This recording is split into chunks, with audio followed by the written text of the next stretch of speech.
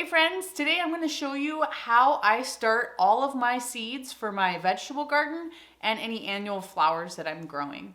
I've been starting seeds this way for the past 5 years. This is actually the second year that I'm going to be having a plant sale, so I'm going to be selling started vegetables and flowers and a few herbs so that people can purchase those and plant them directly in their garden.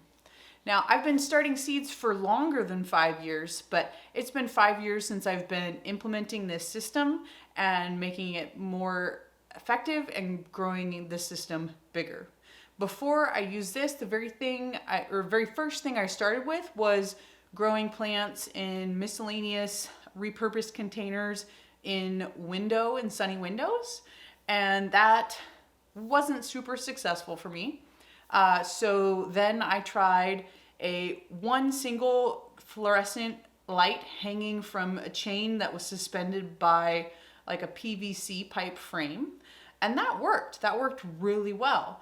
But I could only fit 2 trays underneath that. So it was a pretty limited amount of things that I could grow under that light. And then I decided, you know what, I really like this. I need a rack. And I need more lights. And that's when I invested in the shelves I'm going to show you and the light system I'm going to show you. Let's take a look. Hey, by the way, if we haven't met before, I'm Allison and this is my family's Puget Sound garden life. So we are here in my family room. I actually have both grow racks. So I have 2 grow racks. They're both identical. These are pretty heavy duty shelves. So if I wanted to use the lower bits for growing and the upper bits for storage, which, hey, that's what I'm doing, is pretty helpful. I actually have 2 of these racks. When I originally first started using this system, I kept it in the garage, and the growth of the plants was just slower in the garage because the temperature is always cooler. Then one year, when I got my second rack, I moved it inside at our old house, and it made a huge difference.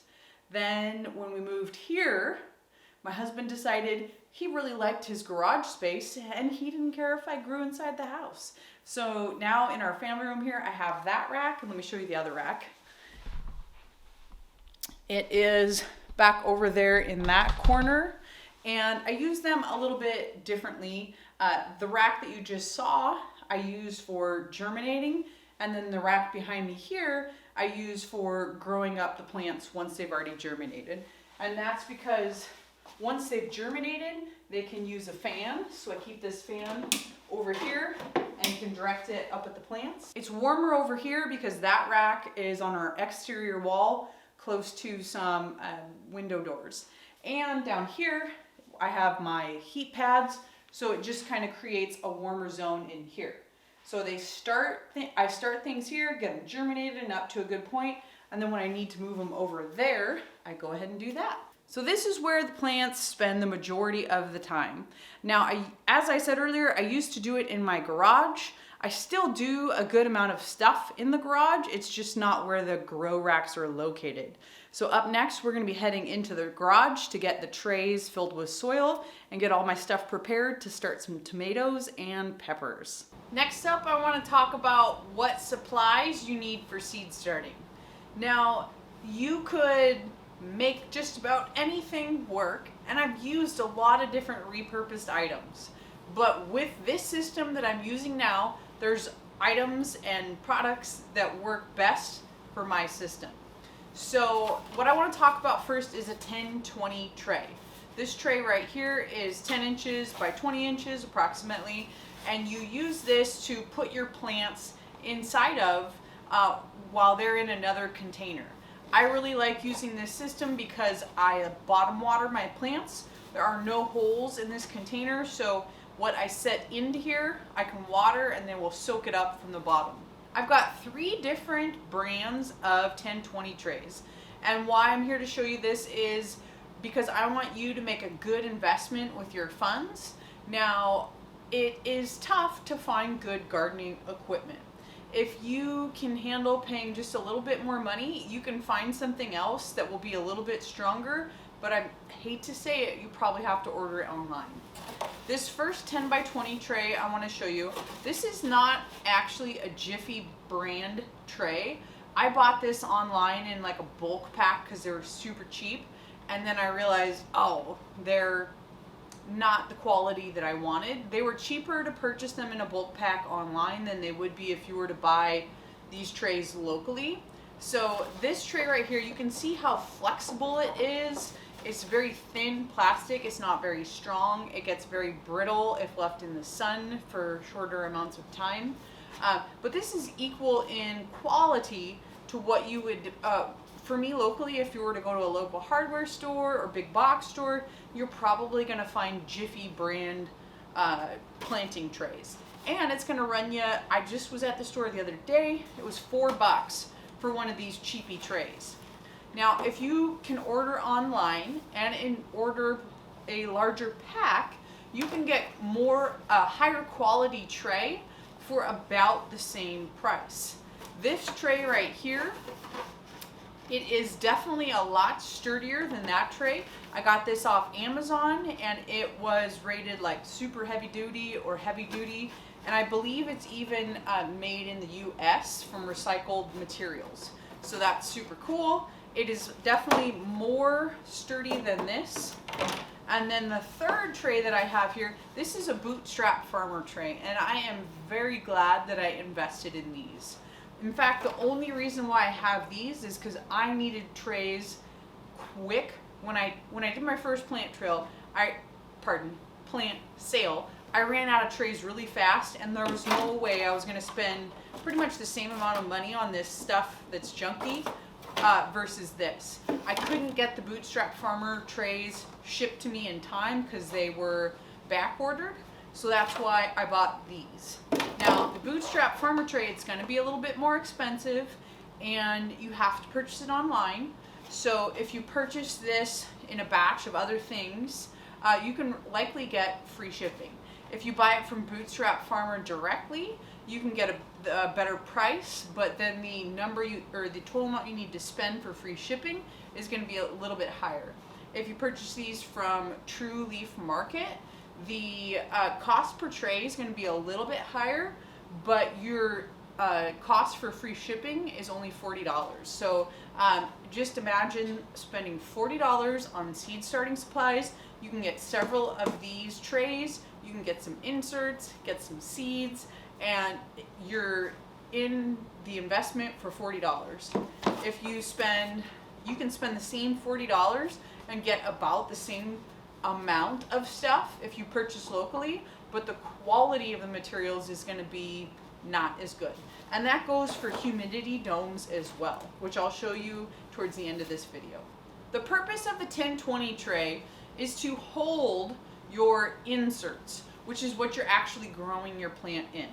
So it's going to hold them, it's going to keep them stable so you can move multiple plants or inserts at a time. You can also bottom water, which is a really great method to water your plants.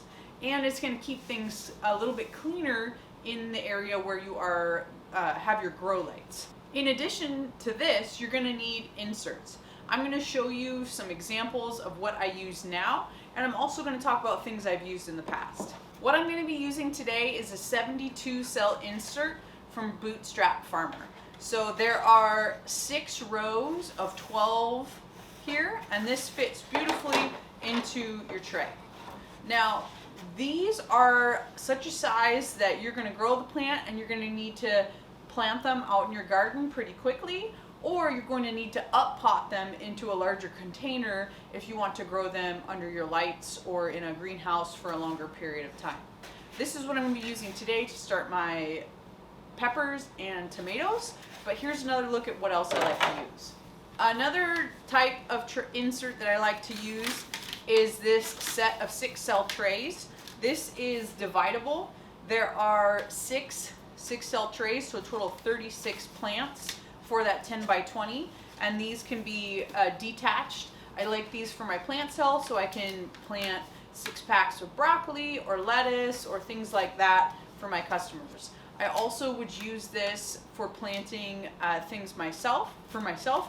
For example, I have my first batch of broccoli growing in this, and I did them in the 72 tray last year, but they This would be, if I were to want to use this, I'd need to use this size later in the season.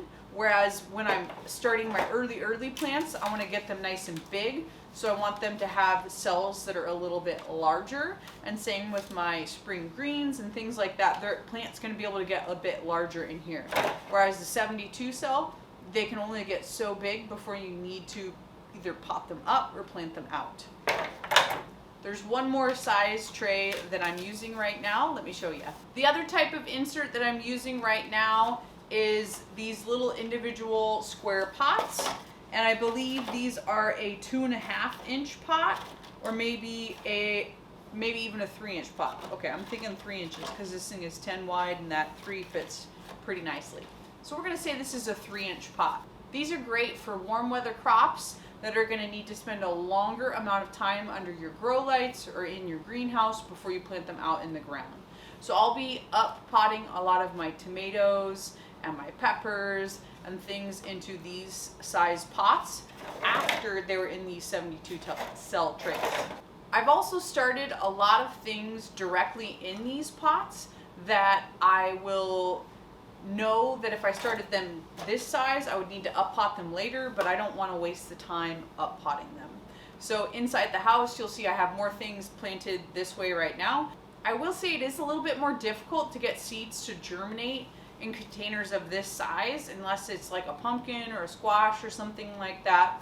And the reason is keeping the moisture content of the soil consistent over time is much easier in these smaller cells than these larger cells. So in these larger cells, the moisture level throughout the soil profile changes a lot more and doesn't stay as consistent. And so you might find that you're having to water these more than you would really want to keep the top dry, yet meanwhile there's a lot of moist soil down at the bottom. You want it to dry out a little bit so that when you refill it, you're not worrying about any fungal problems. So I showed you the inserts that I am currently using. Now these I purchased online. These I purchased from Greenhouse Megastore. And I also purchased those 6-cell trays from Greenhouse Megastore. And I would purchase these even though, well, I don't know. I would definitely purchase these small ones if I was not doing a plant sale. Those 6-cell packs, I probably would use those too. I don't know, it's hard to say. Because I'm doing a plant sale and I want people to take the plants away, and most people are accustomed to purchasing starts in plastic trays for convenience. That's what I want to provide for them. If I were just growing for myself, I might use something different. I might use a lot more 72 cell trays. I don't know. Up next, I'd like to talk about using repurposed materials as your inserts into your 1020 trays. And to be honest, you can even repurpose things instead of the 1020 tray. I've used aluminum foil baking dishes. I've used baking trays. There's lots of things that you can repurpose, but I do really find having my own dedicated materials or products for that very helpful. So first up, I want to talk about something I don't even have right here in front of me because I actually cleaned them up and put them away, and that's using Solo cups. Last year, I ended up using a lot of Solo cups because I ran out of my 3-inch square containers, and they are a great container size for things like tomatoes and peppers and those warm weather crops that you want to grow to a good size. You could even grow lettuce and broccoli and other things in there like that as well. They just don't necessarily need that high volume of a container. So maybe like a little Dixie bathroom cup, whatever, I don't know what those are called. Pardon, how many ounces they are. Those were a lifesaver for me because I needed them right then and there, and it was something I could access locally. However, the one trouble about the Solo cups, and at least when putting them in 1020 trays, is that because they are so tall, they get a little wobbly. Now, I liked that they were a uniform shape, so it was circles all throughout, but their height versus the size of their base made them wobbly, and once I moved them outside to finish their hardening off and growing out, They were constantly falling over and it was really annoying. You can find trays that have a second insert that holds your smaller plant, and so I do have a few circle ones that I have picked up from nurseries when I buy a large volume of plants from a nursery. So that's really helpful if you can happen to find one. Another repurposed material idea is yogurt containers. Now the smaller containers, so you could use those for maybe your broccoli, your salad greens, like, an individual size serving. This larger container is great for potting up tomatoes. I wouldn't start your tomato in this, and that's because of the smaller amount of soil when you're germinating the seed is easier. So you might germinate it in something, heck, you could even germinate it in like an egg carton, but you would need to move it into here pretty quickly. So these are great because they're very sturdy. Obviously you want to cut holes in the bottom of these, same with the solo cups, and you can stack a fair number of them together in a 10-20 tray. One more repurposed material idea I want to show you. This is just a salad greens spring mix container. It's the, let's see here, what you buy 16 ounces of a salad mix in. And this is really awesome as a little miniature greenhouse. So you're going to poke your holes in the bottom. You're going to fill it with 1.5 inches of soil or so. And then you can pop this lid on and you're going to have a happy little greenhouse. However, you're going to have all your seeds together in one unit. They're not going to be separated by cell walls, I guess you would say.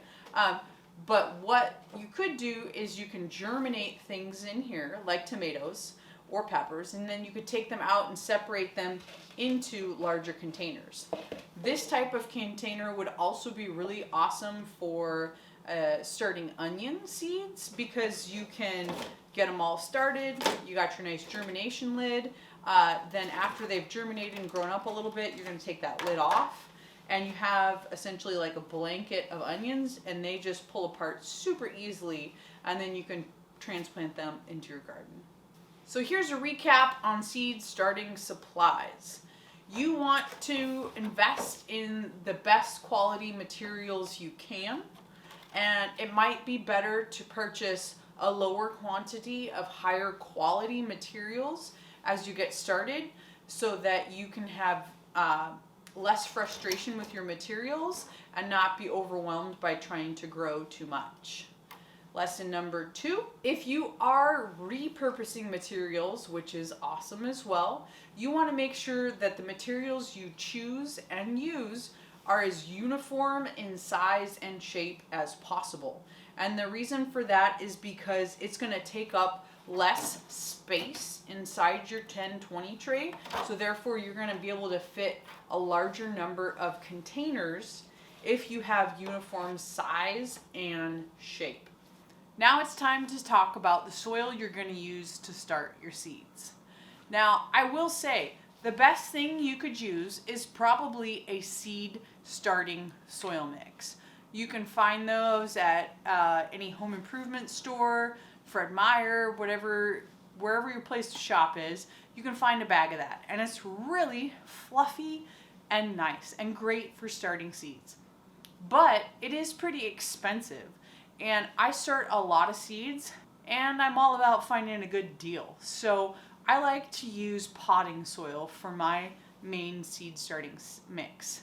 Now, actually, the stuff that I'm using right now is a potting soil raised bed mix. It's from Kellogg Garden, or actually Kellogg and G.E. and B company is, I believe, the same company, just different branded mixes. And so this is their potting and raised bed mix. It comes in a 3-foot cubic bag, so it's a large amount of soil, and it's cheaper per volume for that than it is a seed starting mix by a ton, and also a regular potting soil mix. The only struggle with that is there's going to be a higher amount of wood bark chips in it. So you might want to screen, if you're going to choose to use a potting mix, you might want to screen the potting mix first, and you can use hardware cloth, or you can just kind of pick out the chunks. I have another video where I show you me actually screening it, but I'm not going to do that right now. So what I have here, this is the raised bed potting mix formula that I have, and I actually mixed in with it a bunch of peat moss because I happen to have a bag of peat moss right now. So I mixed those together, and it made a much fluffier soil than what I originally started with. So recommendation number 1, seed starting mix, if you can afford it. It gets spendy. Then a high quality potting soil mix, and that's great because there's going to be more nutrients in your potting soil mix than your seed starting mix. And then you can also mix up your own seed starting mix, which I have done in the past, and that mix worked well. It was compost, coco coir. You could, I used peat moss. You could also use coco coir, and then vermiculite and perlite. So if you skip the compost, that'd be fine as well. You're just gonna have to fertilize your starts if you leave them in there for very long. I'm gonna use this mix here to fill up my 72 cell trays, and then we are gonna go plant tomatoes and peppers.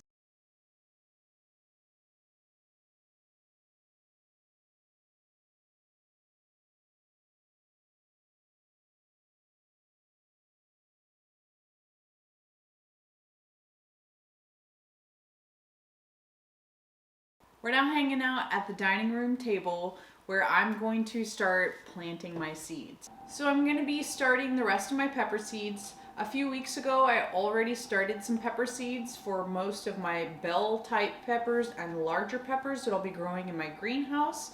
And this time I'm going to be starting my smaller peppers like shishito, jalapeno, and then probably a couple of rows of more of the larger peppers for the plant sale. The first thing I'm going to do is label my container, my 1020 tray. I've got a piece of tape here at the end, and I'm just going to write the name of each row of pepper types that I'm going to plant, and that way I don't have to worry about that later. I'm just using one of my kids' colored pencils as my dibber. You can buy a fancy dibber that will tell you like the depth you're pushing it in, but I feel like this works just fine for me. Any sort of pencil. I'm going to get started planting these bolt peppers. They look absolutely stunning, and I think I'm just going to grow these for my high tunnel this year. They have been, there's a tag on here that says that they're overpacked due to a low germination rate of 42%. So I think I'm going to plant 3, if not 4 seeds per cell, because they are also a seed that was packed for a sell by date of 22. So I'm going to do 4 of these puppies per cell and see how far that gets me. Today I'm going to just drop my seeds on there, and then I'm going to poke them in afterwards in case I need to move more seeds from one spot to another. All right, I've got these all planted up. I was going to use my pencil. Actually, I still could. I'm going to just tuck those down in there, and I'm really only intending for 1 seed per cell to be active, so I'm just going to put them all right there in the center, get them covered up, and if more than 1 germinates, then I will trim it off. This is an example of why potting mix can be a little tricky. So this chunk of soil, it was right in the center of the cell, so the seed wouldn't germinate well on something like that. So I'm just going to pull that out, set it aside, get my seeds tucked back in there. All right, friends, I'm going to put on my podcast and get all these seeds planted and put you in a time lapse. Thanks for hanging out with me.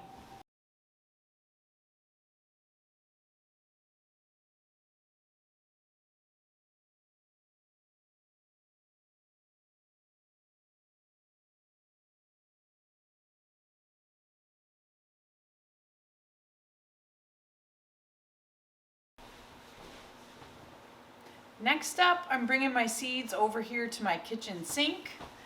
Here's a better look at my labels. I've got bolt pepper, 2 rows of shishito, a half row of ituda and marconi, and 2 rows of jalapeno.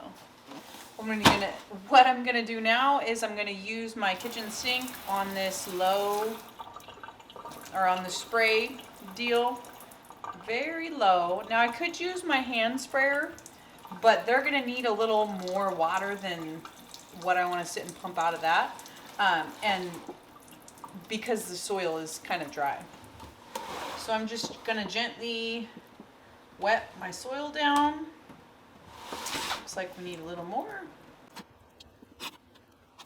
All right, after this, I'm gonna head down to the family room, which is actually, oh boy, which is just a few steps down here, and get them on the grow rack on some heat mats. I've got my heat mats here on my lowest level of my grow rack, and really the reason why I did it originally is just because then I had less wires hanging all over.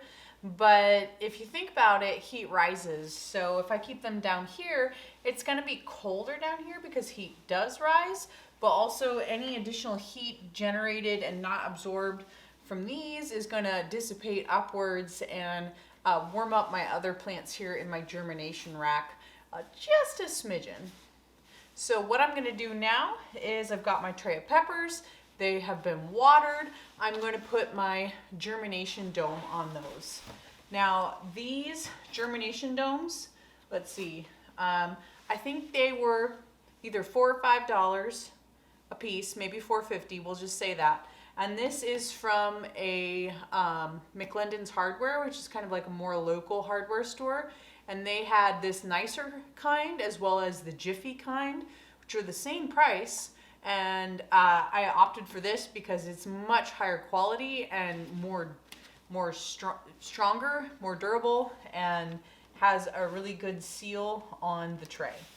The humidity dome will help keep the moisture level of the soil around where the seed is at the ideal level of moisture, and it'll keep some heat in as well. So I'm gonna load those up. Looks like I forgot to put the date on there. That's really important. I'm gonna come back and do that here just in a few minutes. But first I wanna show you some peppers that I started on February 9th. Today is February 19th. So I guess these are 10 days old.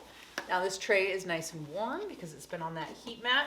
You can see there's a lot of condensation in here. And we have got about maybe 20% germination so far. It looks like the Marconi peppers have germinated first. And then I also have King of the North and Jupiter Bell. Both of those are Bell varieties. This Marconi is a new seed for this year, whereas these two were packed for last year. I don't know if that plays a role into their germination. Oh, look, there's one of the Jupiters right there. So it's taken these 10 days just to get ready to germinate and just starting to germinate. So I can expect that my next tray will be looking similar in about 10 days. Kind of hard to see these little guys, but they're there. I'm gonna get that germination tray, I'm gonna get the humidity dome back on here. One thing I do want to share with you, because I've made this mistake a ton of times, even this year, is that when you are planting things underneath a humidity dome, say you have 6 cell packs or you have separate packs, you can even get 72 cell sized packs that are separated. You want to make sure everything you have on that tray is going to germinate in about the same amount of time. So you're not going to want to put brassicas and peppers in here at the same time, because your brassicas are going to germinate a lot quicker, so like broccoli or something like that, than your peppers would. And you don't want to leave your humidity dome on too long, because the water can collect on the leaves and almost burn the leaves once you take the humidity dome off. They're all wet and droopy, and it just kind of shrivels the leaves up. So that's one thing to keep in mind if you're not doing a full tray of one type of vegetable or flower, is keep the germination days until germination the same with things you're going to plant together. All right, I still have 2 more trays of tomatoes to plant, which I'm hoping I will at least be able to show you what varieties I plant. But my kids are going to be coming home soon from watching a movie with Bill, so I want to show you the rest of these racks in a little more detail before they come home and it gets pretty noisy in here. So let's take a look at what I have growing thus far. Down here with the peppers, I have a tray of lavender and rosemary. The germination has not been great. Well, okay, that's not true. I'd say I'm at least at like 60% germination. So that's good. I can handle that. There were multiple seeds per cell. But these are ones that take a long time to germinate and are a little more tricky to keep the environment just right. They probably would have done better in smaller cells. Up here, I've got white swan echinacea and purple echinacea, so both are coneflowers. The germination on these, I've put these in the larger containers because I didn't want to plant them up, and I knew that I could get them out a lot sooner than things like tomatoes, so they'll move out to the high tunnel when I need to free up more space in here. So I've got the purple, the white. Here I've got lemon snapdragons, which are almost all fully germinated. And then here I have some rose-colored snapdragons, which have just a few more that need to germinate before I'll take this dome off. I've got a nice tray of a mixed color yarrow. These are definitely ready to be thinned out. I'm going to thin them out to just 1 plant per cell. This is one of my many trays of onions that suffered a poor start. So I surface sowed these and did not cover them with soil, and it wasn't ideal. So then I came back through, covered them with soil, and have gotten some additional germination out of them, but still it's not ideal. In a couple days, I'm going to come through and just trim these tops down a little bit to help them start focusing on a little bit more girth than height. Okay, here we've got a tray of kale and romaine. Here's an example of a few things not to do. So see those edges of those first, these are the cotyledons. Those are the first leaves that come out of the seed. And then these are the first true leaves.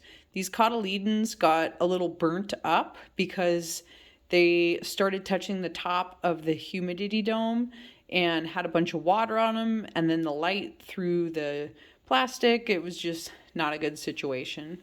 So these look less than ideal. This seed is getting to be old as well.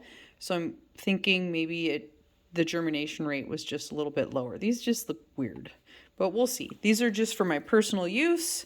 So I'm not too worried. This section here is lacinato kale. And again, the plants are looking not ideal. These didn't have a problem with touching the germination dome, but because they didn't germinate as quickly as the Red Russian. But they're looking like they're just not super duper happy. And here's the example of putting things in the same tray that germinate at the same rate. Kale is going to germinate a lot quicker than lettuce. And here I've got a few little lettuce babies up. Again, I think this seed is old. I've had all these seeds. These are like packed for 2020, I think. So it's probably time to move on to something fresh, which is good to know now because this was like a really early batch that I planted in January.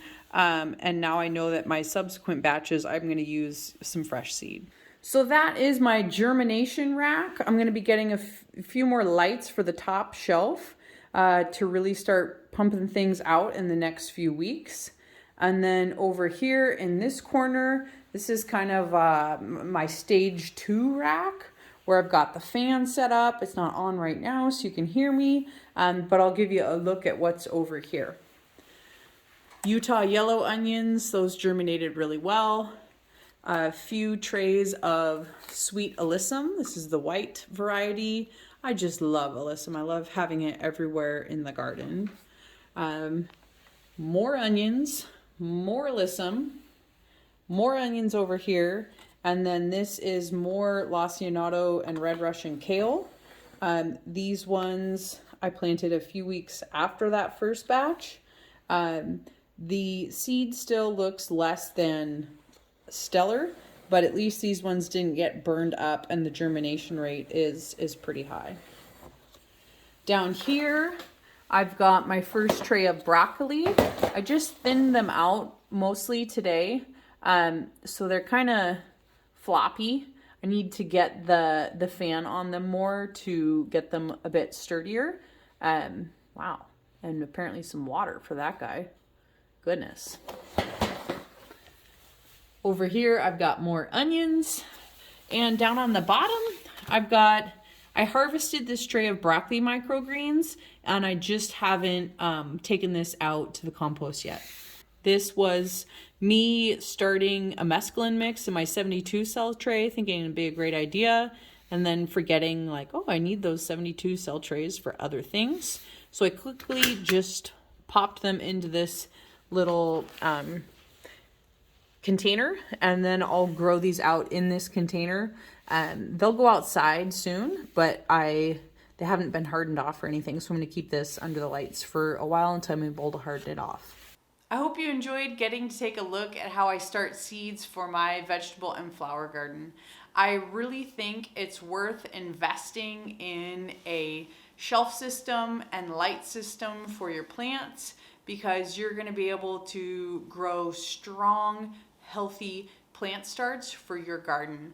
I know sticking to a budget and using what you have can be the best that you can do sometimes, but if you are able to set aside some money throughout the year or make an investment in this equipment, a seed starting rack, and that can be used for many things, and lights will really help you be successful in your seed starting journey. So invest in a good rack and a good lights, and then you can use repurposed materials for your containers or trays. And then when you have money to invest into your trays and containers, you can do that at a later time. Thank you for hanging out with me. If you enjoyed this, please give the video a thumbs up. If you want to see the rest of our garden grow in the 2023 growing year, please click the subscribe button so you can see what we're up to. Have a great day.